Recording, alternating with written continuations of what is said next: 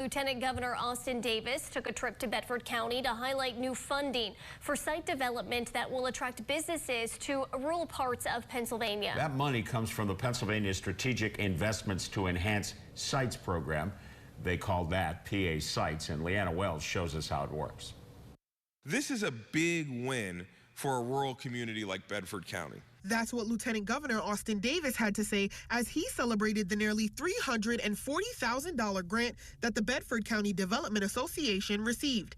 The grant will be used to remove unsuitable soils and create a gravel access drive at the county business park so that it becomes a shovel-ready site. We take sites that have been left behind, underdeveloped, and we get them ready by making sure they're leveled out, making sure they're flat, making sure they have electrical hookups, water hookups, so that way anybody who wants to move in there just has to build the frame and tap in to a building, and so it makes it so much easier for a company who's looking for it to build a large-scale facility to just plug right into a pad-ready site. With the money, the Bedford County Development Association would focus on this slot right here. The first step is planning, then comes engineering, and the last but most important step would be construction, which could start at the end of the year. Omni Bedford Springs Resort is one of the largest employers in the county and says they could see lasting impacts from this grant. Which then will in turn bring people in. That could be people visiting, could be people living and working, and what will benefit the counties surrounding us